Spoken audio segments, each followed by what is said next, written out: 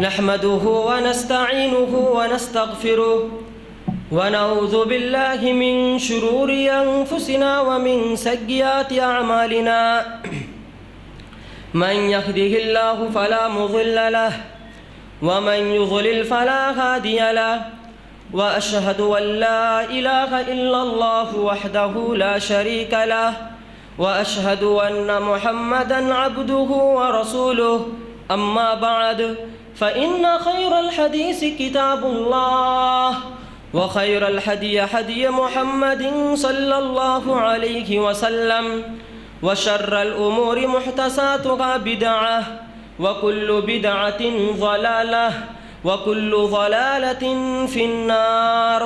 أعوذ بالله من الشيطان الرجيم. بسم الله الرحمن الرحيم. يا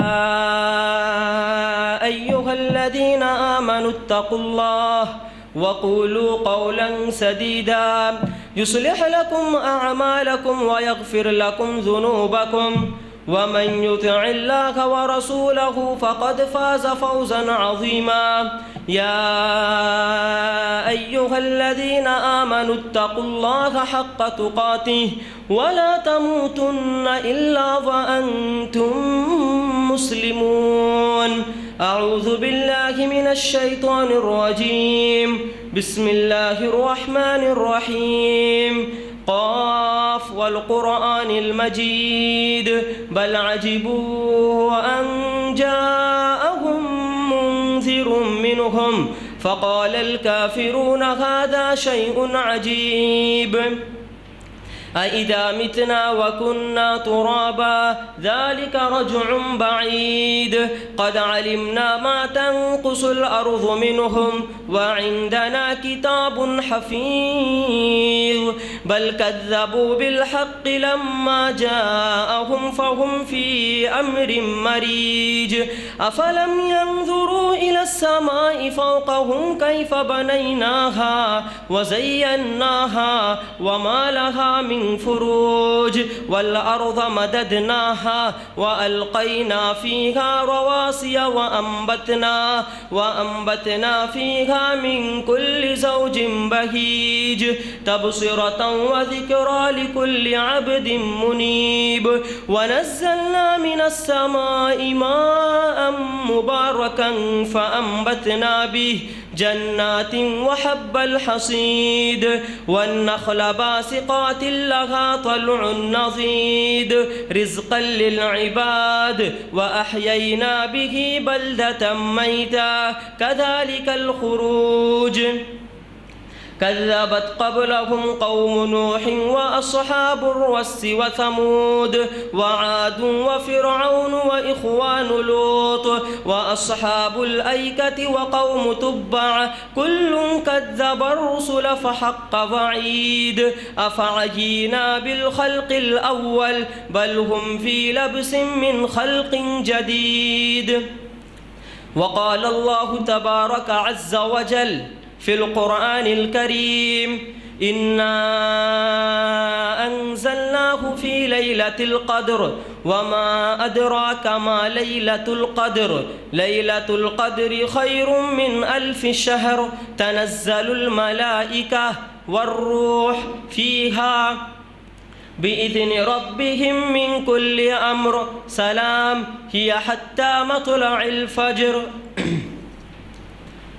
سامعین کرام و قوم ملت و برادران اسلام، نہایت ہی معزز و مؤدب و مکرم بزرگان دین اور مسجد کے صفوں میں بیٹھے ہوئے مستقبل کے نہایت ہی ہونہار ساتھیوں، ہر قسم کی سب تعریف، توصیف، کبریائی، بزرگی اس وحدہ لا شریک کے لیے لائق و زیبا ہے جو یکی ینہا تنے تنہا پوری دنیا کا خالق، مالک، رازق، مدبر، پالنہار هو اللہ الخالق البارئ المصور له الاسماء الحسنى ہے۔ پانی کے ہر قطروں سے بھی زیادہ، درخت کے ہر پتوں سے بھی زیادہ، آسماں کے ہر ستاروں سے بھی زیادہ درود و سلام ہو ہمارے آخری رسول، رسولوں کے رسول، اماموں کی امام، احمد مجتبی محمد مصطفیٰ تاجدار مدنی سرور کونین صلی اللہ علیہ وسلم پر، جنہیں پوری دنیا کے لیے ہمارے لیے نمونہ و آئیڈیل بنا کر بھیجا گیا۔ سامعین کرام، میں نے دعائے مسنونہ کے بعد قرآن مجید سورۃ القدر پارہ نمبر 30 کی ایک سورت کی تلاوت کی ہے، جو قرآن مجید کی بڑی ہی مشہور و معروف سورت ہے۔ اس آیت کی سورت کی مناسبت سے میری تقریر کا عنوان ہے لیلۃ القدر کی اہمیت و فضیلت۔ سامعین کرام، آپ یقین جانیے کہ رب العالمین کا ہم پر بڑا ہی احسان و کرم ہے، رب العالمین کا ہم پر لاکھ لاکھ شکر و احسان ہے کہ رب العالمین نے ہمیں رمضان جیسا مہینہ عطا کیا ہے، کہ رب العالمین نے ہمیں خیر و عافیت والا مہینہ عطا کیا۔ اگر آپ اپنے بستی کا، اپنے سوسائٹی کا، اپنے معاشرے کا جائزہ لیجئے تو آپ کو پتہ چلے گا کہ کتنے ایسے لوگ تھے جو پچھلے رمضان تک ہمارے ساتھ ہوا کرتے تھے، ہمارے گھروں میں ہوا کرتے تھے، ہمارے معاشرے میں ہوا کرتے تھے، ہمارے سوسائٹی میں ہوا کرتے تھے، لیکن آج وہ ایک قبر کے گڑھے میں سو رہے ہیں۔ آپ یقین جانیے کہ رب العالمین کا ہم پر بڑا ہی احسان و کرم ہے کہ رب العالمین نے ہمیں رمضان جیسا مہینہ عطا کیا۔ جب ہم تاریخ کے کتابوں کا مطالعہ کرتے ہیں، سیرت صحابہ کو پڑھتے ہیں، تو ہمیں پتہ چلتا ہے کہ صحابہ کرام رمضان کے آنے سے 6 ماہ قبل یہ دعائیں کرتے تھے کہ یا اللہ تو ہمیں رمضان کا مہینہ نصیب عطا فرما۔ اللہ اکبر! صحابہ کرام کیا دعائیں کرتے تھے کہ یا اللہ تو ہمیں رمضان کا مہینہ نصیب عطا فرما، اور جب رمضان کا مہینہ آتا تو رمضان کے روزے رکھتے، قیام اللیل کا اہتمام کرتے، نفل نمازوں کا اہتمام کرتے، اور جب رمضان کا مہینہ گزر جاتا تو صحابہ کرام 6 ماہ تک یہ دعا کرتے تھے۔ امام ابن قیم رحمۃ اللہ علیہ لکھتے ہیں کہ صحابہ کرام 6 ماہ تک یہ دعا کرتے تھے کہ یا اللہ تو ہماری رمضان کی عبادتوں کو قبول فرما لے، یا رحمان الرحیم تو ہمارے رمضان کی ٹوٹی پھوٹی عبادتوں کو قبول فرما لے۔ یہ ہے ہمارے صحابہ کرام کا حال۔ سامعین کرام، آپ نے بارہا وہ حدیث سنی ہوگی، مشہور حدیث ہے، علماء سے آپ نے بارہا سنا ہوگا۔ امام ابن ترمذی رحمۃ اللہ علیہ نقل کرتے ہیں، علامہ البانی رحمۃ اللہ علیہ نے اس حدیث کو صحیح کہا ہے کہ ایک مرتبہ کا واقعہ ہے، اللہ کے نبی صلی اللہ علیہ وسلم ممبر پر چڑھ رہے تھے۔ پہلے ممبر پر چڑھے، کہا آمین، دوسرے ممبر پر چڑھے، کہا آمین، تیسرے ممبر پر چڑھے، قال النبی صلی اللہ علیہ وسلم، کہا آمین۔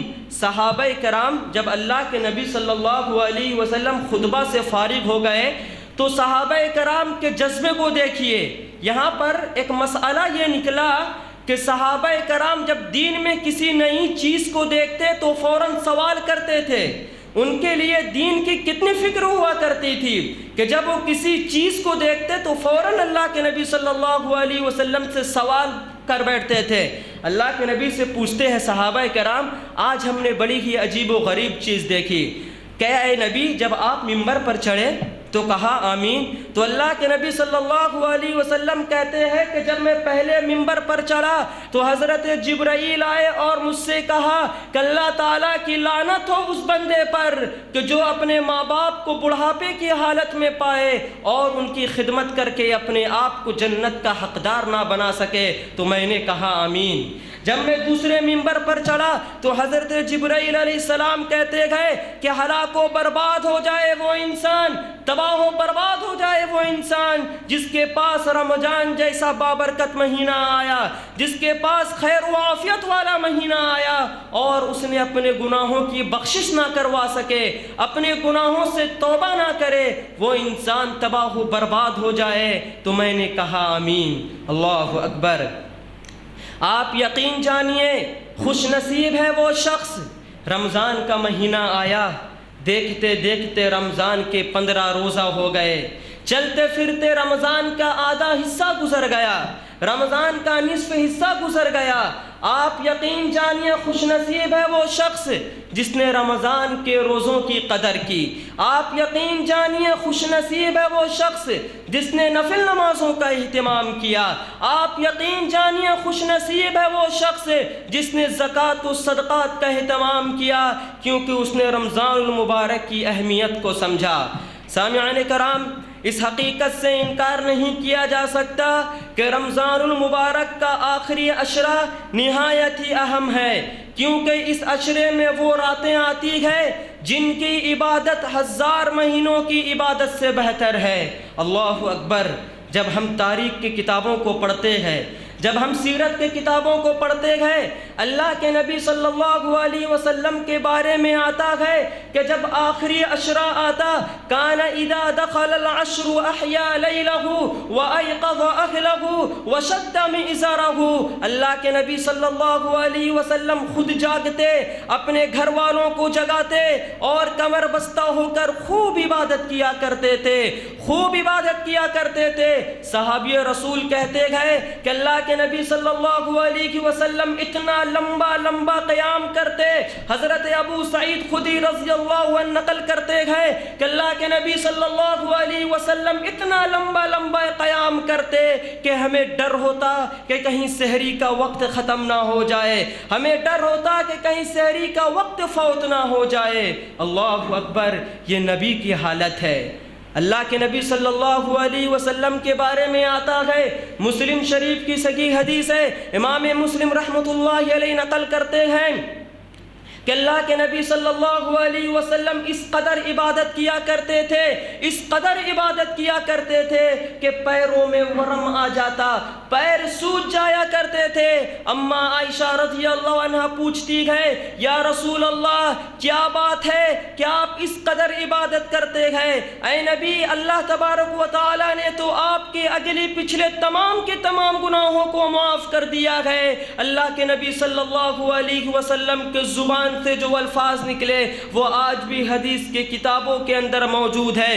پیارے نبی فرماتے گئے، افلا اکون عبدا شکورا، یا عائشہ میں اللہ تبارک و تعالی کا شکر گزار بندہ نہ بن جاؤں؟ یا عائشہ کیا میں اللہ تبارک و تعالی سے توبہ و استغفار نہ کروں؟ یا عائشہ کیا میں اللہ تبارک و تعالی کے آگے میں روؤں نہ؟ اے عائشہ کیا میں اللہ تبارک و تعالی کا شکر گزار بندہ نہ بن جاؤں؟ اللہ اکبر! اللہ کے نبی صلی اللہ علیہ وسلم کی حالت تو یہ تھی کہ اللہ کے نبی صلی اللہ علیہ وسلم دن میں 100 مرتبہ بھی استغفار کیا کرتے تھے۔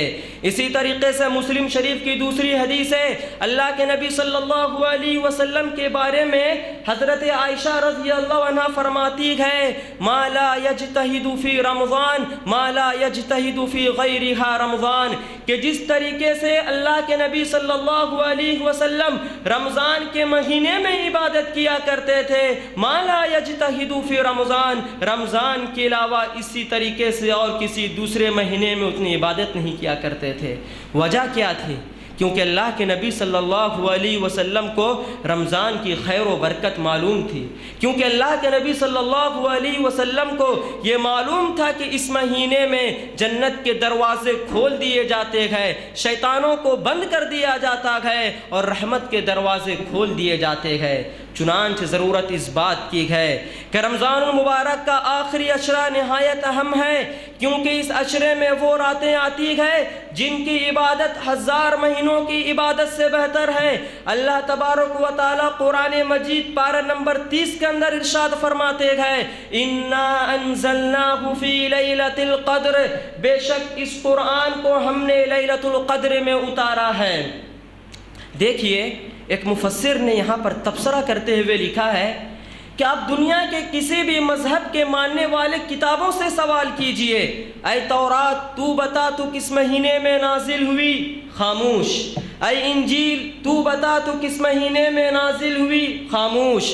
اے زبور تو بتا تو کس مہینے میں نازل ہوئی؟ خاموش۔ دنیا کی تمام کتابیں خاموش، لیکن قرآن ہمیں یہ کہہ رہا ہے، انا انزلناہ فی لیلۃ القدر، کہ بے شک اس قرآن کو ہم نے لیلۃ القدر میں اتارا ہے۔ وما ادراک ما لیلۃ القدر، اور آپ کیا جانتے ہیں کہ لیلۃ القدر کیا کیا ہے، لیلۃ القدر خیر من الف شہر، لیلۃ القدر کی عبادت 1000 مہینوں کی عبادت سے بہتر ہے۔ اللہ اکبر، ایک رات کی عبادت 1000 مہینوں کی عبادت سے بہتر ہے۔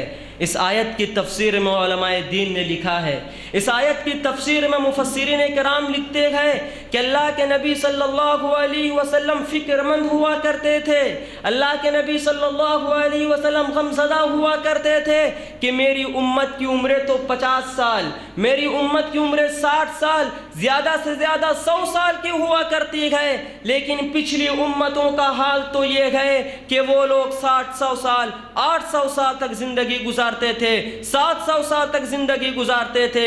تو اللہ تبارک و تعالی اللہ کے نبی صلی اللہ علیہ وسلم کو یہ پیغام دے رکھا گیا کہ اے نبی آپ غم نہ کیجئے، اے نبی آپ فکر نہ کیجئے، لیلۃ القدر خیر من الف شہر، کہ ہم نے اس مہینے میں ایک ایسی رات کو اتارا ہے جس کی عبادت 1000 مہینوں کی عبادت سے بہتر ہے، جس کی عبادت 1000 مہینوں کی عبادت سے بہتر ہے۔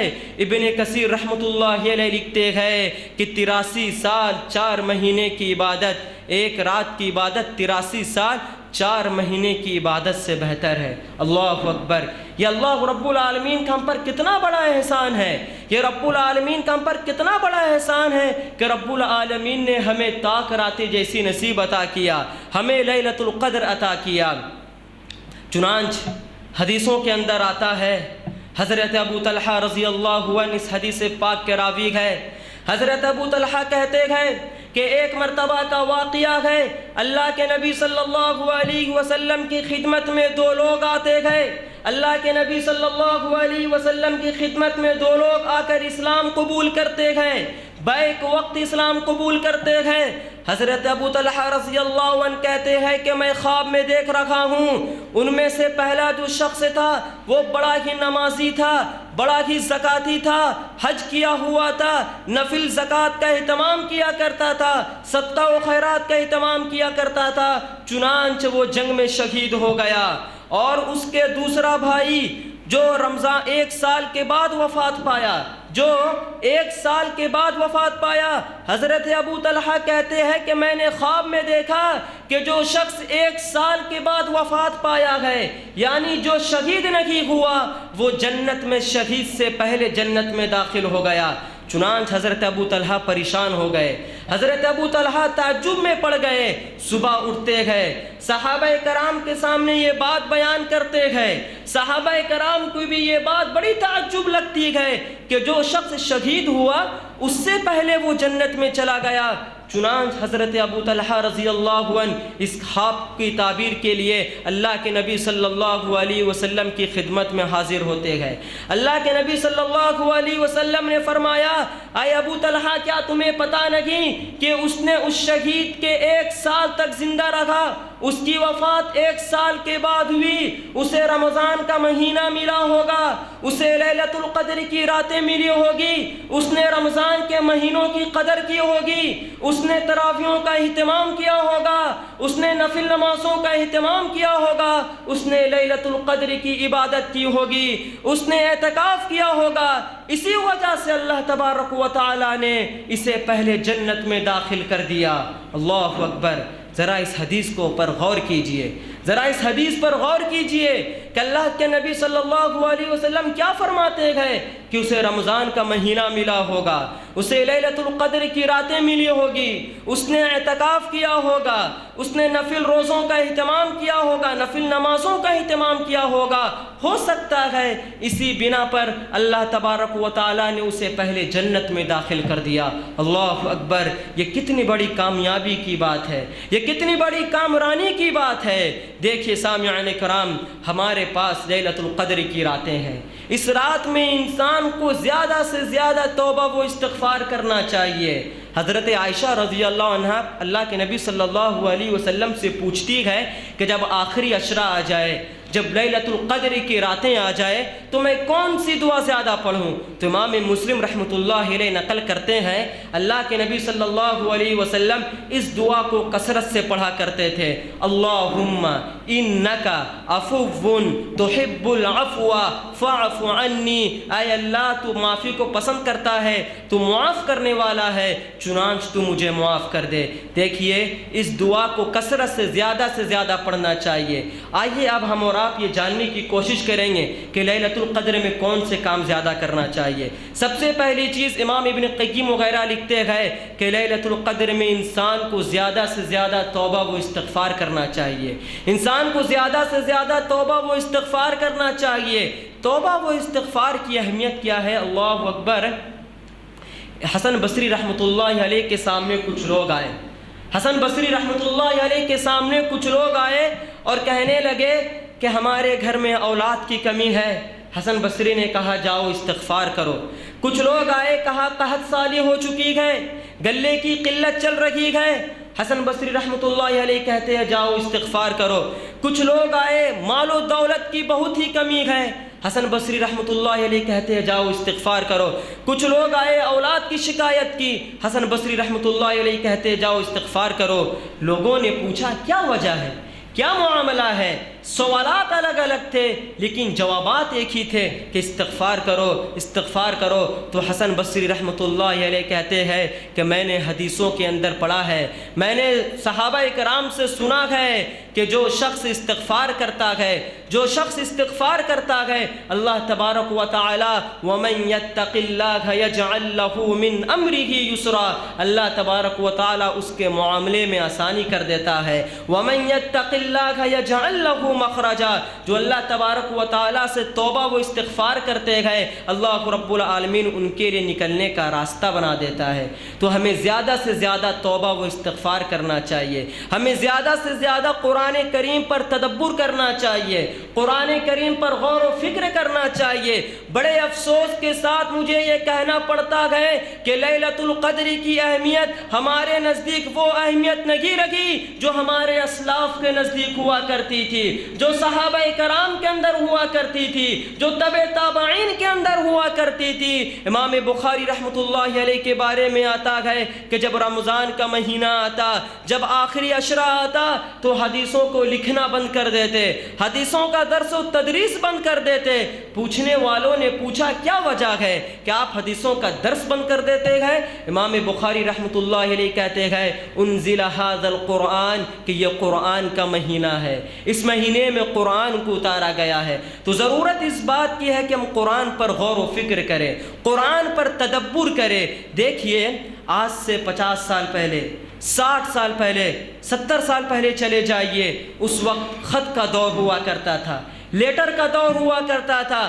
جب کوئی بچہ اپنے والد کو خط لکھتا، اگر والد کو پڑھنے نہیں آتا تو فوراً کسی کے پاس جاتا اور پوچھتا کہ بابو پڑھ دو اس خط میں کیا لکھا ہوا ہے، ذرا بتاؤ اس خط میں کیا لکھا ہوا ہے۔ اسی طریقے سے یہ قرآن بھی اللہ رب العالمین کا ایک خط ہے، یہ قرآن بھی اللہ رب العالمین کا ایک پیغام ہے، یہ قرآن بھی اللہ تبارک و تعالیٰ کا ایک خط ہے۔ اس کی دلیل اللہ تبارک و تعالیٰ نے سورہ ابراہیم کے اندر کہا، صفحہ نمبر 20 کے اندر، ھذا بلاغ للناس، کہ یہ لوگوں کے لیے خط ہے۔ اللہ رب العالمین لوگوں کو بتانا چاہتے ہیں کہ قرآن میں کیا ہے۔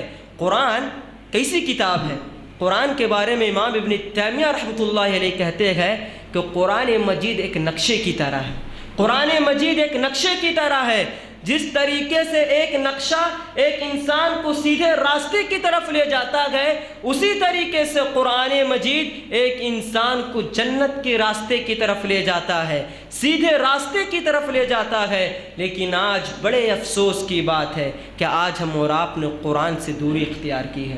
ضرورت اس بات کی ہے کہ قرآن پر غور و فکر کرے، قرآن پر تدبر کرے، زیادہ سے زیادہ استغفار کرے، زیادہ سے زیادہ دعائیں کرے۔ دیکھیے ابھی کے دور میں کرونا وائرس جیسی بیماری چل رہی ہے، ابھی کے اس دور میں کرونا وائرس جیسی بیماری سے پوری دنیا جوجھ رہی ہے۔ البدایہ والنہایہ حافظ ابن حجر رحمۃ اللہ علیہ کی بڑی ہی مشہور و معروف کتاب ہے۔ اس کتاب کے اندر حافظ ابن کثیر رحمۃ اللہ علیہ نے ایک نقشہ لیا ہے، ایک واقعہ نقل کرتے ہوئے کہتے ہیں کہ خلافت عباسیہ کے اندر طاعون کی بیماری پھیل گئی، تیز ہوائیں چلنے لگی، گرم ہوائیں چلنے لگی، لوگ بیمار پڑ جانے لگے اور لوگ اچانک سے مر جانے لگے۔ چنانچہ خلافت عباسیہ کے جو اس وقت کے سردار ہوا کرتے تھے، انہوں نے یہ فیصلہ کیا کہ تمام کے تمام گناہوں کے آلات کو بند کر دیا جائے، شرابوں کے اڈوں کو بند کر دیا جائے، بار کو بند کر دیا جائے، اور ایک ہی کام کیا جائے، وہ کام توبہ و استغفار کیا جائے۔ حافظ ابن کثیر رحمۃ اللہ علیہ لکھتے ہیں کہ لوگوں نے استغفار کیا، لوگوں نے استغفار کو کثرت سے لازم پکڑا، 15-20 دنوں کے اندر وہ وبا ختم ہو گئی اور اللہ تبارک و تعالیٰ کی رحمت و برکتیں نازل ہونے لگی۔ تو ضرورت اس بات کی ہے کہ ہم اس لیلۃ القدر میں زیادہ سے زیادہ توبہ و استغفار کریں۔ اچھا، اس لیلۃ القدر کے اندر کچھ ایسی راتیں ہیں جو کچھ لوگ یہ کہتے ہیں کہ صرف 27ویں رات کو جاگنا چاہیے۔ ایسی بات نہیں ہے۔ اللہ کے نبی صلی اللہ علیہ وسلم کیا فرماتے ہیں؟ اریت لیلۃ القدر ثم انسیتها، مجھے لیلۃ القدر کو دکھلایا گیا لیکن پھر میرے ذہن سے اس بات کو نکال دی گئی۔ یہ کہنا کہ صرف 27ویں کو جاگنا ہے، یہ قابل قبول بات نہیں ہے۔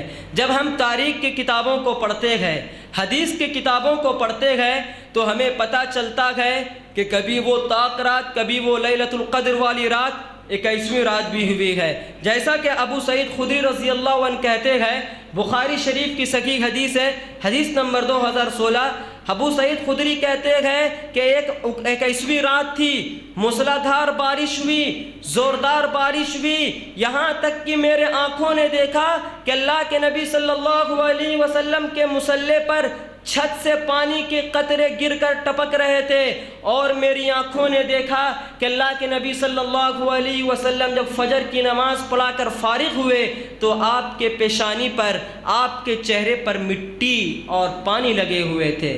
تو پتہ کیا چلا کہ وہ رات 21ویں کی رات تھی۔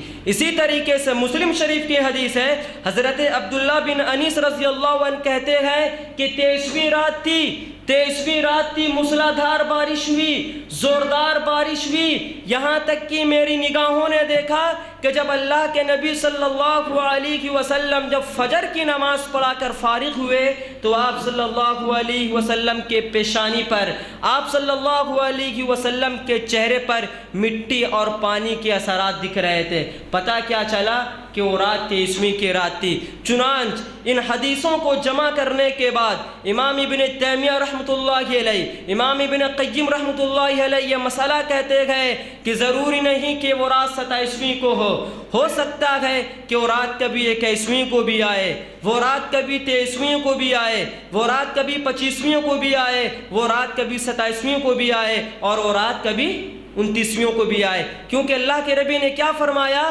اریتو، مجھے دکھلایا گیا لیلۃ القدر ثم انسیتها، پھر میرے ذہن سے نکال دیا گیا۔ اسی طریقے سے ابو ذر غفاری رضی اللہ عنہ کہتے ہیں کہ اللہ کے نبی صلی اللہ علیہ وسلم نے کہا کہ مجھے بتلایا گیا کہ لیلۃ القدر کب ہے، لیکن پھر میرے ذہن سے اس بات کو نکال دی گئی۔ چنانچہ ہماری کوشش یہ ہونی چاہیے، ہماری جد و جہد یہ ہونی چاہیے کہ ہم آخری 10 دنوں کی قدر کریں، ہم آخری 10 راتوں میں یہ کوشش کریں کہ ہم لیلۃ القدر کی رات کو پائے اور زیادہ سے زیادہ توبہ و استغفار کریں۔ سامعین کرام، رمضان، یہ جو رمضان کا مہینہ چل رہا ہے، رمضان کے اصل معنی کیا ہوتے ہیں؟ اس بات کو ذہن میں بٹھا لیجئے کہ رمضان کے اصل معنی عربی لغت میں مٹنے کے ہوتے ہیں۔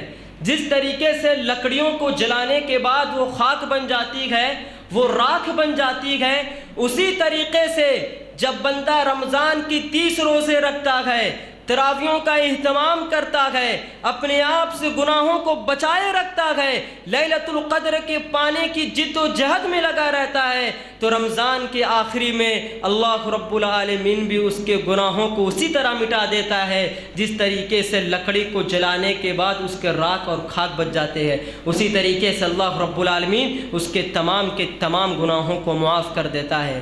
سامعین کرام، آخری عشرے میں کثرت عبادت کی سب سے افضل شکل کیا ہے؟ اس سلسلے میں امام ابن تیمیہ رحمۃ اللہ علیہ کہتے ہیں کہ آخری عشرہ میں کثرت عبادت کی سب سے افضل شکل یہ ہے کہ اعتکاف میں گزارا جائے۔ اعتکاف کے معنی کیا ہوتے ہیں؟ اعتکفا، اکفا عربی زبان میں کہتے ہیں کسی جگہ پر جم جانا، کسی جگہ پر ٹھہر جانا اور صرف اللہ تبارک و تعالیٰ کی عبادت و بندگی کرنا۔ سوال یہ پیدا ہوتا ہے کہ اعتکاف کہاں پہ کیا جائے، اعتکاف کہاں پہ کیا جائے؟ اس کی دلیل یہ ہے کہ اللہ تبارک و تعالیٰ قرآن مجید سورۃ البقرہ سورہ نمبر 2 پارہ نمبر 2 کے اندر ارشاد فرماتے ہیں کہ وَأَنْتُمْ عَاكِفُونَ فِي الْمَسَاجِدِ، کہ اعتکاف یہ مسجدوں میں کیا جائے گا، اعتکاف یہ مسجدوں میں کیا جائے گا۔ انسان کو یہ کوشش ہونی چاہیے کہ آخری عشرے کے جو 10 دن ہوا کرتے ہیں، جو 10 راتیں ہوا کرتے ہیں، اگر زیادہ سے زیادہ عبادت کرنا چاہتے ہیں تو وہ اعتکاف کو لازم پکڑے، اعتکاف کرے۔ اللہ کے نبی صلی اللہ علیہ وسلم کے بارے میں آتا ہے، حضرت عائشہ رضی اللہ عنہ فرماتی ہے یعتکف العشر الاواخر من رمضان، کہ اللہ کے نبی صلی اللہ علیہ وسلم آخری کے 10 دنوں میں اعتکاف کیا کرتے تھے، حتی توفی اللہ، یہاں تک کہ جس سال آپ کی وفات ہوئی اس سال اللہ کے نبی صلی اللہ علیہ وسلم نے 20 دنوں کا اعتکاف کیا تھا۔ اسی طریقے سے حضرت ابو ہریرہ رضی اللہ عنہ کہتے ہیں عن ابی ہریرہ رضی اللہ تعالی عنہ قال قال النبی صلی اللہ علیہ وسلم یعتکف فی کل رمضان فی 10 ایام، کہ اللہ کے نبی صلی اللہ علیہ وسلم کا یہ معمول ہوا کرتا تھا، یہ دستور ہوا کرتا تھا کہ وہ رمضان کے آخری کے 10 دن اعتکاف کیا کرتے تھے، آخری کے 10 دن اعتکاف کیا کرتے تھے۔ جب بندہ اعتکاف کرتا ہے، جب بندہ دنیا سے منقطع ہو کر قرآن مجید کو پڑھتا ہے، قرآن مجید پر غور و فکر کرتا ہے، تو اللہ رب العالمین اس سے بہت پسند ہوتے ہیں، اللہ رب العالمین اس سے بہت خوش ہوتے ہیں۔ ضرورت اس بات کی ہے اگر آپ کے پاس وقت ہے، کوشش یہ کرنی چاہیے کہ ہم اعتکاف میں گزارے۔ اعتکاف مسجدوں میں کیا جا سکتا ہے، بہت سارے لوگ کہتے ہیں کہ اعتکاف گھر میں کیا جاتا ہے، اس کی کوئی صریح حدیث ہمیں قرآن اور حدیث سے نہیں ملتی ہے، بلکہ قرآن کی آیت تو یہ ہے کہ وَأَنْتُمْ عَاكِفُونَ فِي الْمَسَاجِدِ، اعتکاف مسجدوں میں کیا جائے۔ کوشش یہ کرنی چاہیے کہ ہم اعتکاف میں گزارے۔ اعتکاف کے لیے کچھ معتکف کے لیے کچھ سنتیں ہیں۔ معتکف کے لیے سنتیں یہ ہیں کہ وہ مریض کی تیمارداری نہیں کر سکتے، وہ کسی کی جنازے میں شریک نہیں ہو سکتے۔ اسی طریقے سے اگر کوئی بلا وجہ باہر نہ نکلے، اگر کوئی عذر ہو، اگر گھر سے کوئی کچھ سامان لانے والا نہ ہو، تو محدثین کرام یہ کہتے ہیں کہ وہ گھر سے جا کر اپنے سامان کو لا سکتا ہے۔ تو کوشش یہ کرنی چاہیے کہ آخری عشرہ جو ہے، دیکھیے یہ رمضان کا مہینہ ہم سے گزر گیا، 15-16 رمضان ہو گئے، اب باقی کے جو ایام بچے گئے ان میں کچھ ایسی راتیں آتی ہے جسے ہم اور آپ لیلۃ القدر کے نام سے جانتے ہیں۔ کوشش یہ کرنی چاہیے کہ زیادہ سے زیادہ اس میں عبادت کرے، زیادہ سے زیادہ اس میں توبہ و استغفار کرے، زیادہ سے زیادہ اس میں دعائیں کرے، زیادہ سے زیادہ اپنے روٹھے ہوئے رب کو منانے کی کوشش کرے، اور یہ دعا کرے کہ یا اللہ ہم میں سے جو بیمار ہے، اس وقت جو ملک کے حالات چل رہے ہیں، یا اللہ میں تیرے رحمان و رحیم کا واسطہ دیتا ہوں، تو اس کو درست فرما دے، تو اس کو ٹھیک فرما دے۔ ضرورت اس بات کی ہے کہ اس رمضان کے جانے کے بعد، اس لیلۃ القدر کے گزرنے کے بعد آپ کے اندر ایک تقوی پیدا ہونا چاہیے، آپ کے اندر کچھ خصوصیات دکھنی چاہیے، تاکہ لوگ دیکھ کر یہ کہے یہ وہ بندہ ہے جو رمضان سے پہلے عیش و عشرت کی زندگی گزارتا تھا، آج یہ بندہ ہے جو نمازوں کا پابند ہو چکا ہے، آج یہی وہ بندہ ہے جو نفل نمازوں کا پابند ہو چکا ہے۔ تو رمضان سے ہمیں یہ پیغام ملتا ہے کہ ہم متقی بنیں، ہم اپنے دلوں کے اندر تقوی اختیار کریں، ورنہ رمضان کے بعد بھی پھر اسی طریقے سے زندگی گزارے جو پچھلے ایام میں گزارتے تھے۔ یاد رکھیے گا یہ درست بات نہیں ہے۔ آخر میں رب العالمین سے دعا کرتے ہیں کہ باری الہ تو ہم سب کو رمضان کی قدر کرنے کی توفیق عطا فرما، باری الہ تو ہم سب کو لیلۃ القدر کی قدر کرنے کی توفیق عطا فرما۔ یا اللہ ہم میں سے جو گناہ گار ہے، خطا کار ہے، ان کے گناہوں کو بخش دے۔ یا اللہ تعالی ہم میں سے جو بیمار ہے ان کو شفا عاجلہ اور کاملہ نصیب عطا فرما۔ آمین ثم آمین، وآخر دعوانا الحمد للہ رب العالمین۔